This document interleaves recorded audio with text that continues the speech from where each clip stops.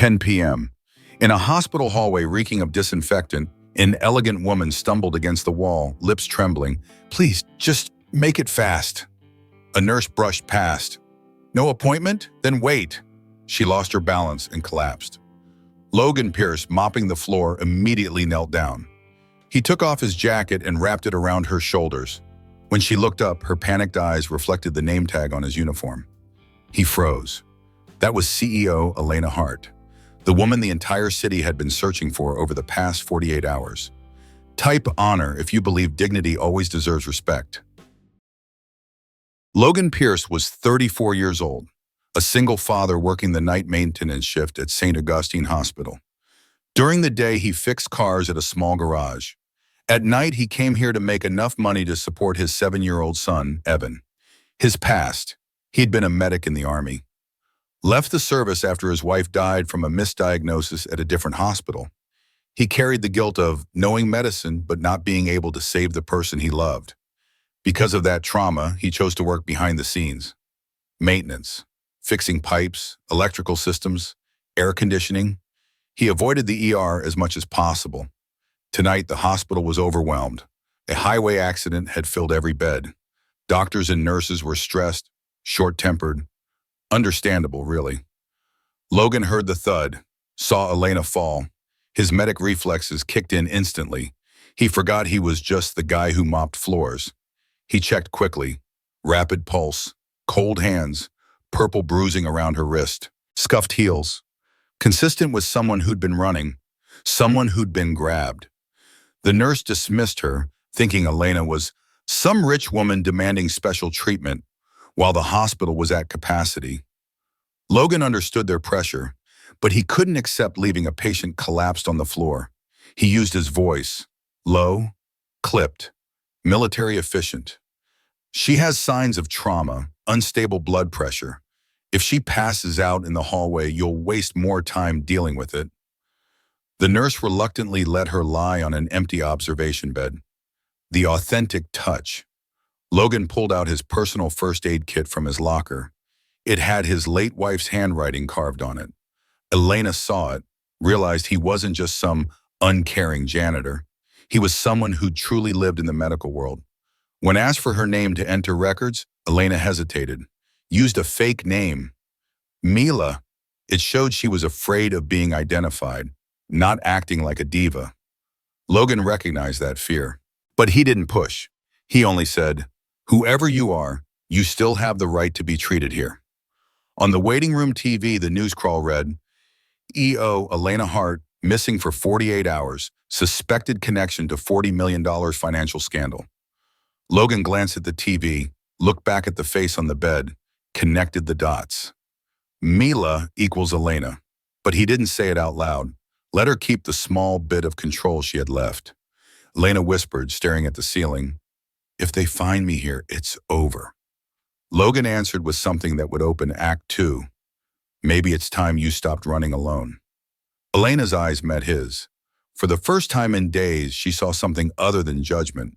She saw a possibility. Outside the observation room, hospital staff rushed past. Alarms beeped. Voices called for doctors. The chaos of a busy ER continued. But inside this small room, there was quiet. Logan sat in the chair by the door, not hovering, just present. "You don't have to tell me anything," he said, "but if someone's after you, staying invisible only works until it doesn't." Elena's hands were shaking. "You don't understand. If I come forward, they'll destroy what's left of me. And if you don't, what then?" She had no answer. Logan stood. "I'm going to check something. I'll be back in 10 minutes. Don't leave." "Why would you care?" He paused at the door. "Because my wife died in a hospital. People were too busy to notice she was declining until it was too late. I couldn't save her. But I can make sure you don't disappear tonight." He left before she could respond. Elena lay there, Logan's jacket still around her shoulders. It smelled like laundry detergent and something warm. Safe. For the first time in 2 days, she let herself close her eyes. And for the first time in 2 days, she didn't feel like she was about to die. By morning, the media narrative was set. CEO embezzles millions, flees justice. The hospital didn't know who she was. They only knew the news was painting her as a white-collar criminal. About 30 minutes after Logan settled Elena in the observation room, two men arrived. Reed, chairman of Hart Industries Board of Directors; Mason, corporate attorney. They didn't yell in the hallway. Too obvious. Too messy. Instead, they requested to speak privately with patient Mila in the room. They forgot Logan was still there, fixing the wall-mounted air conditioning unit. Reed spoke softly, but his words dripped with contempt. "Please sign this. We'll take care of everything. You just need to accept responsibility for poor management. What happens to the company after that is no longer your concern." Elena's hands shook as she looked at the paper. Agreement to resign position and accept responsibility for oversight failures. In reality, she'd be accepting blame for the entire $40 million loss. Mason added, "You know about your history with mental health. If those records get out, who's going to believe you didn't just lose control?" The humiliation targeted her weakest point. Logan observed, understood this wasn't normal internal dispute.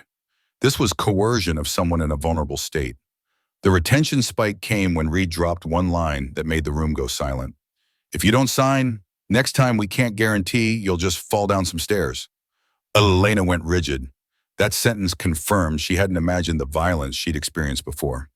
Logan set down his tools, stepped between them, didn't raise his voice, just said, "Since you walked in, neither of you has asked how she's doing, only when she'll sign." Mason turned. "Who are you, maintenance?" "Someone who saw the bruises on her wrist and heard your next time threat." Reed smiled coldly. "You think anyone will believe a janitor over the Hart Industries board?" Logan didn't react emotionally. He quietly took a photo of the agreement with his old phone before they could snatch it back. Mason lunged for the phone. "Delete that." Logan stepped back. "This is hospital property. You're trespassing in a patient's room. Leave or I call security." "You have no authority." "I have a photo of coercion. Try me." Reed's face flushed with anger, but he couldn't risk a scene. They left, but Mason paused at the door. "She's going to sign eventually. People like her always do, because they have too much to lose." When they were gone, Elena's composure shattered. Tears streamed down her face. "If I don't sign, they'll release my medical records, my history with depression after my accident. They'll paint me as unstable, unfit, a fraud." Logan sat beside her bed. "Depression doesn't make you a fraud. It makes you human. The media won't see it that way. Then we change what the media sees." Elena looked at him like he was crazy. "How? I'm one person against an entire board. Against lawyers, against public opinion." Logan held up his phone. "You're not one person anymore." He showed her the photo, the agreement, Reed's signature at the bottom, ready for hers. "This proves they came here to pressure you while you were injured. That's coercion. It's not enough. Maybe not alone, but I know someone who can help." Logan texted his old friend Jonas, former Army tech specialist, now a freelance data security expert. Jonas had been quietly working with a group of minority shareholders at Hart who suspected the board was dirty but lacked proof. "Within 20 minutes, Jonas replied. "That agreement template matches documents from another corporate fraud case I investigated, and I've been tracking money flows at Hart. The $40 million didn't go through CEO authorization. It went through shell companies linked to Reed." Logan showed Elena the messages. Her eyes widened. "Someone's been investigating this?" "A small group of shareholders. They believed you were innocent. They just needed evidence you were being framed." Elena couldn't believe it. "People believed me?" For 48 hours, every news story had painted her as a monster. Logan offered, "If you want to walk away from all this, I won't stop you. But if you want your honor back, I'll walk with you to the end." Well, Elena confessed about her depression following an accident that injured her leg. She'd needed crutches for months. Reed kept those records to use as leverage. Logan didn't show pity, just said, "Having depression doesn't make you less worthy. It means you survived." The plan formed. Jonas would arrange a meeting with the financial investigator handling the Hart case. At the hospital, because the investigator was already looking into the money trail but hadn't determined who was telling the truth. Logan requested permission for Elena to stay overnight for medical observation. Legitimate. She had injuries. She had a patient file. The next day, Reed returned, this time with the company's PR director, planning to create a story of the CEO voluntarily accepting the responsibility and cooperating with the investigation. They intended to bring Elena downstairs, take photos of her signing papers in front of cameras. But when they entered the room, the financial investigator, a lawyer representing the minority shareholders, and Jonas were already there. Freeze moment. Logan stood beside Elena. He placed printed transaction logs and the photo of the coercion agreement on the table. If you were innocent yesterday, you wouldn't mind sharing these with the investigator. Jonas presented the evidence. The $40 million hadn't gone through CEO authorization. The IP addresses accessing the system belonged to Reed's office. The agreement was drafted before Elena even knew about the investigation. The investigator asked Reed directly, "How do you explain your account appearing in these logs?" Reed deflected, tried to blame technical errors. But Jonas produced more. Internal emails. Reed to Mason. "Once she signs, we're clear." Elena didn't sit there crying. She found her CEO voice again.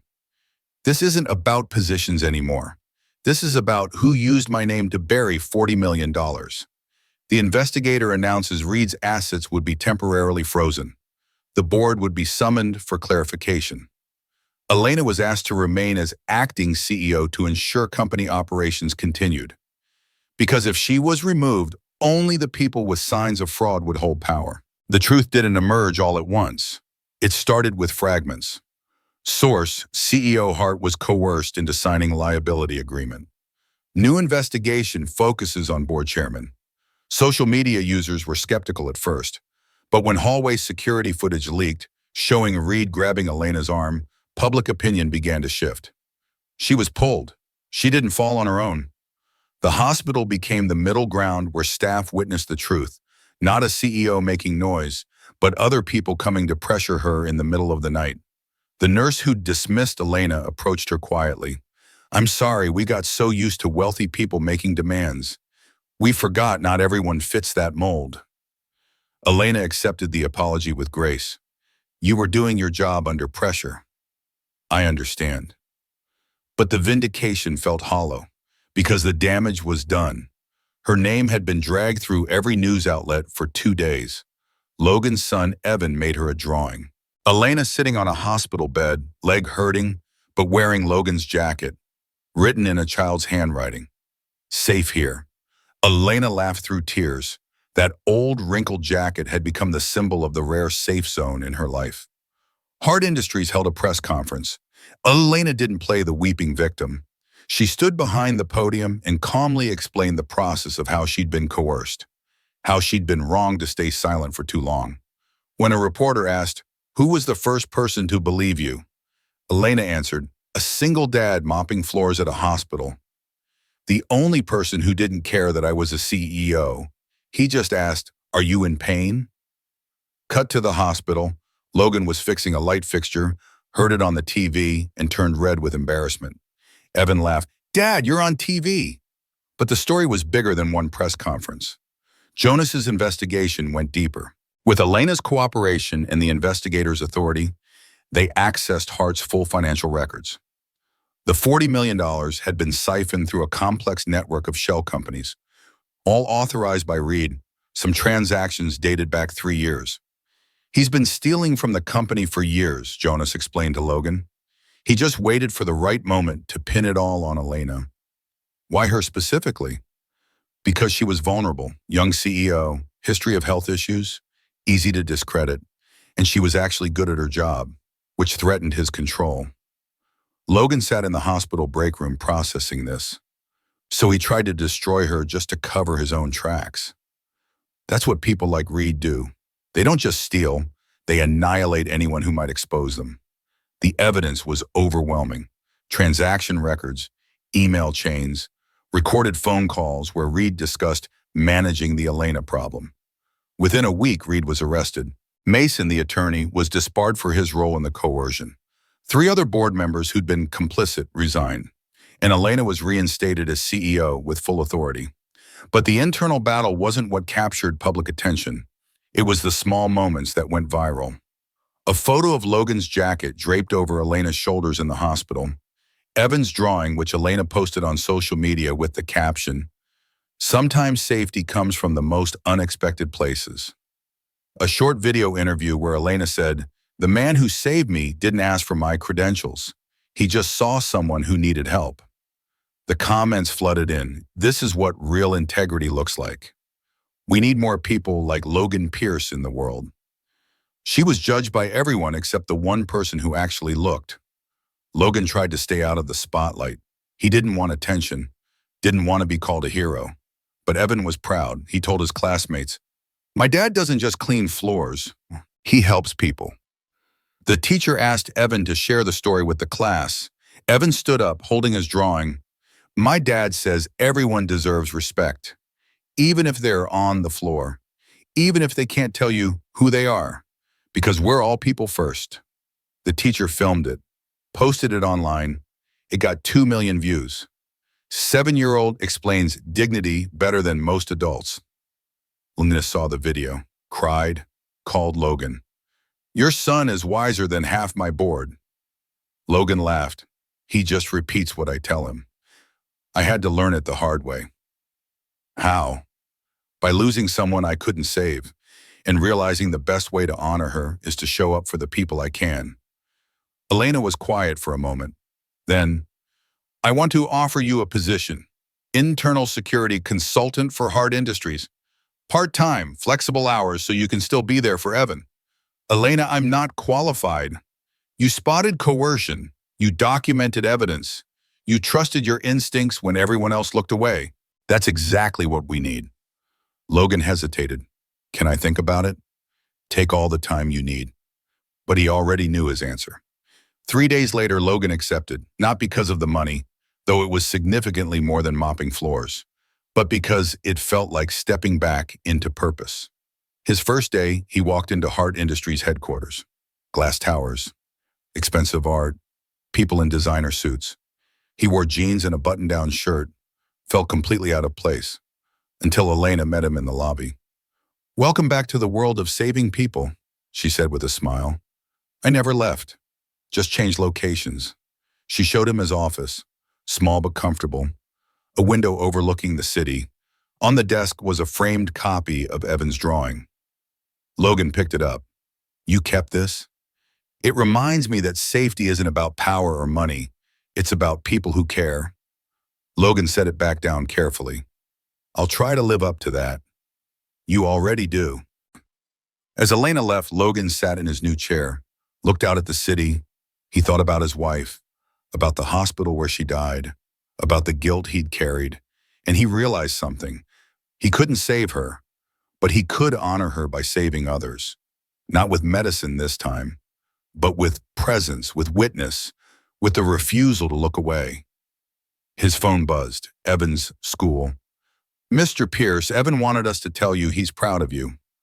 Logan smiled, texted back, "Tell him I'm proud of him too." Outside, the city moved. Millions of people, millions of stories. And somewhere in all that noise, truth was still winning, one hospital hallway at a time. The public redemption of Elena Hart happened slowly, then all at once. News outlets that had crucified her scrambled to correct their stories. Hart CEO vindicated, board chairman arrested for embezzlement.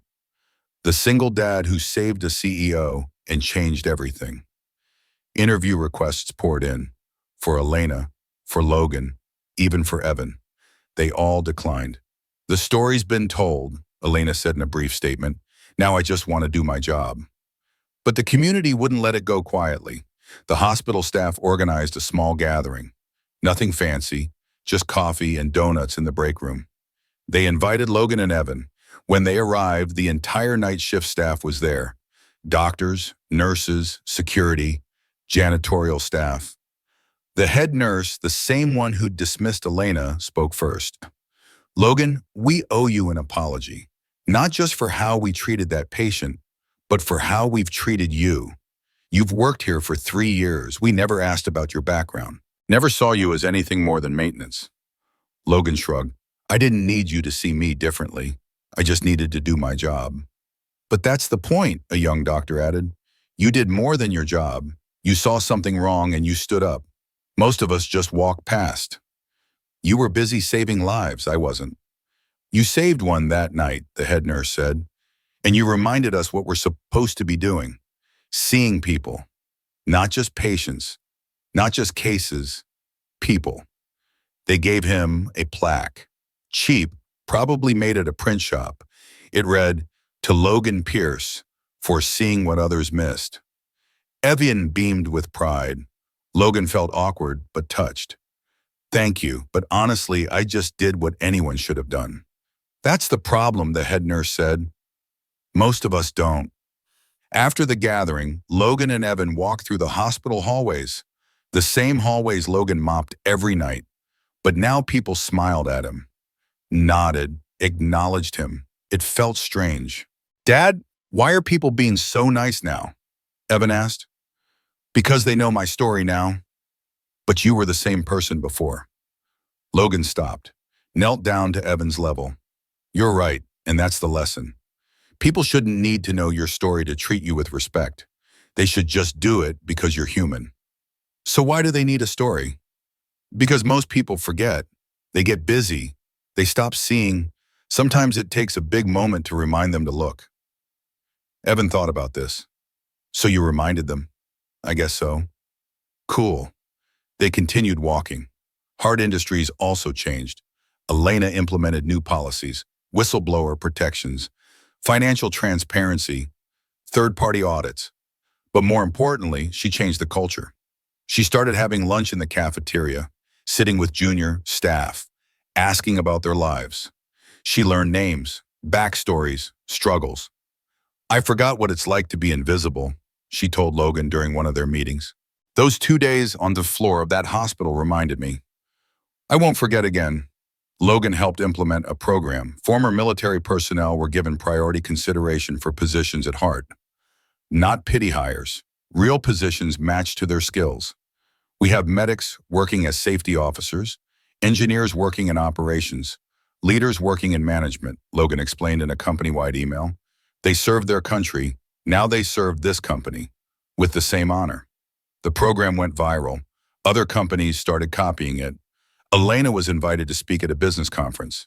She brought Logan and Evan. When she took the stage, she didn't talk about financial strategy or market growth. She talked about dignity. I was at my lowest, injured, hunted, desperate, and the person who helped me didn't ask for my resume. He asked if I was okay. She gestured to Logan in the audience. That's leadership, not titles, not power, but the willingness to see someone as humanity when everyone else looks away. The applause was thunderous. After the conference, a young woman approached Logan. I'm starting a nonprofit for people who feel invisible. Can I use your story? Logan looked at Elena. She nodded. Yes, Logan said, but tell the whole story, not just mine. Tell it about everyone who gets overlooked. They deserve to be seen too. The woman smiled. I will. I never thought my life would end in a hospital supply closet, fixing water pipes and replacing light bulbs. My name is Logan Pierce, single father, former Army medic, and for 3 years, I was the invisible man. When my wife died, I blamed myself. I knew medicine. I saw the signs, but I wasn't her doctor, and the people who were didn't listen until it was too late. So I buried myself. Took a job where I couldn't hurt anyone by being too late or not enough. I mopped floors. I fixed broken things. I stayed in the background until the night Elena Hart collapsed in my hallway. When she whispered, please, just make it fast. I heard my wife's voice. The same words she'd said when the pain got too bad, when she just wanted it to be over. And I realized something. My wife didn't want it to end fast because she'd given up. She wanted it because she was tired of being in pain alone. Elena wasn't asking me to hurt her. She was asking someone and anyone to just acknowledge her suffering and do something about it. So I did. I gave her my jacket, not because it was special, but because it was warm and she was cold, and sometimes that's all you can offer. I took a photo, not to expose anyone, but because I knew she couldn't fight alone. And I stayed, not because I'm a hero, but because someone needed to. Evan keeps asking me if I'm famous now. I tell him no, I'm just dad. But he showed me a comment on one of the videos. It said, "This is what real men look like. They don't need recognition. They just show up." I saved that comment, not for me, but for Evan. So when he's older and wonders what kind of man he should be, he'll know. Show up, see people, don't look away. Lena offered me a job at Hart Industries. I accepted, but I kept 2 shifts a week at the hospital. Why, she asked. You don't need the money anymore. Because that's where my wife's memory lives. And I'm not ready to leave her completely. Elena understood. She visits the hospital sometimes, not as a patient, just to sit in the waiting room, to remember what it felt like to be powerless. It keeps me grounded, she said. One evening, Elena came by with a new jacket, nicer than my old one, better quality. The old one became a symbol, she said. You should keep it, but use this one for the next person who needs it. I smiled. If you show up in my hallway at 10 p.m. again, I'll still give you a jacket. And this time, Evan added, I'll bring hot chocolate. We all laughed. I don't know if I saved Elena's life that night. Maybe she would have figured it out on her own. Maybe someone else would have helped. But I know this, in that moment, she needed someone to see her. Not as a CEO, not as a scandal, just as a person in pain. And I'm glad it was me, because it taught me something I'd forgotten. You don't need power to make a difference. You don't need status or titles. You just need to be willing to look at someone suffering and say, I see you, and you're not alone. That's it. That's the whole lesson. The rest is just details. If you believe stories like this deserve to be told, leave a comment and subscribe to Strong Dad Stories. We tell the stories that shouldn't be forgotten.